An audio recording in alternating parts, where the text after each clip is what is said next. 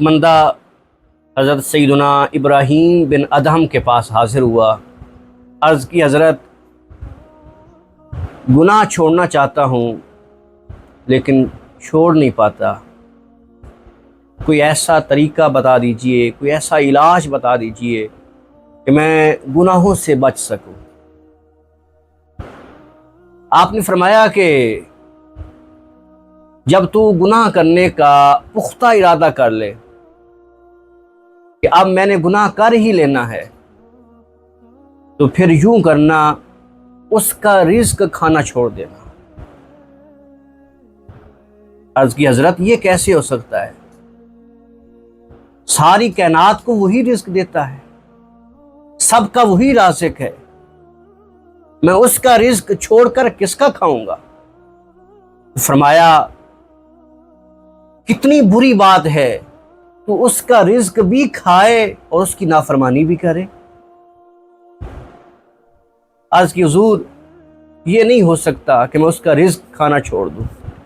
فرمایا اگر یہ نہیں ہو سکتا تو پھر یوں کرنا، جب تو پختہ ارادہ کر لے گناہ کرنے کا تو پھر اس کی زمین سے نکل جانا، پھر مالک کی زمین پر نہ رہنا، اس کے ملک سے نکل جانا۔ عرض کی حضرت یہ بھی نہیں ہو سکتا، ساری زمین اسی کی ہے، سارا ملک اسی کا ہے، میں کہاں جا سکتا ہوں؟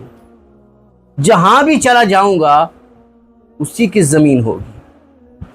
فرمایا کتنی بری بات ہے تو اس کی زمین پہ بھی رہے اور اس کی نافرمانی بھی کرے۔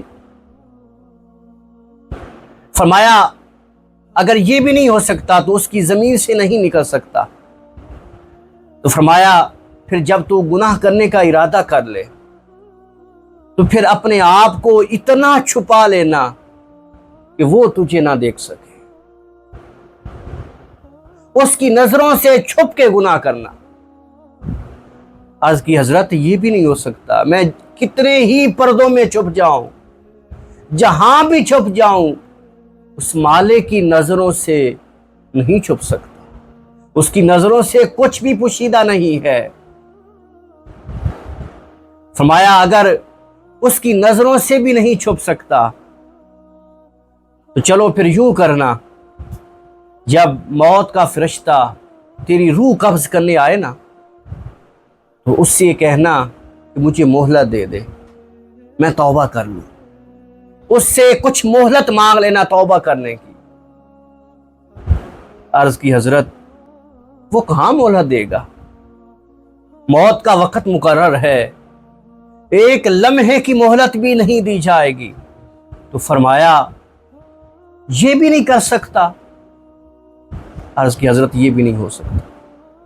فرمایا چلو جب قبر کے اندر نکیرین تجھ سے سوال و جواب کرنے آئے، انہیں قبر سے نکال دینا، کہنا میری قبر سے نکل جاؤ، میں نے کسی سوال کا جواب نہیں دینا، تم کون ہوتے ہو مجھ سے پوچھنے والے؟ عرض کی حضرت وہ کہاں جائیں گے اور میری کہاں مجال کہ میں انہیں قبر سے نکال دوں؟ فرمایا پھر تجھے آخری نصیحت کرتا ہوں، اگر یہ بھی نہیں کر سکتا تو کل قیامت کا دن جب ہو اور تیرے لیے جہنم کا فیصلہ کر دیا جائے، تو جب فرشتے تجھے پکڑ کے جہنم کی طرف لے جانے لگے نا تو اکڑ جانا، انکار کر دینا، کہنا میں نے ایک جہنم میں نہیں جانا، تم کون ہوتے ہو مجھے جہنم میں لے جانے والے؟ اکڑ جانا، انکار کر دینا۔ عرض کی حضرت وہ ایسا نہیں کریں گے اور میں ایسا نہیں کر سکتا، وہ تو گھسیٹ کے جہنم میں لے جائیں گے۔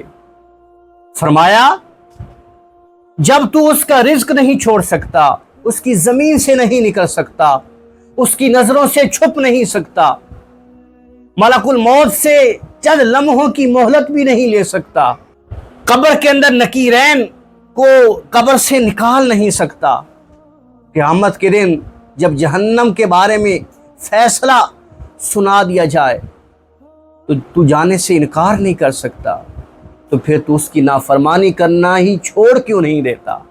تو اس کی نافرمانی کو چھوڑ دے، گناہوں کو چھوڑ دے۔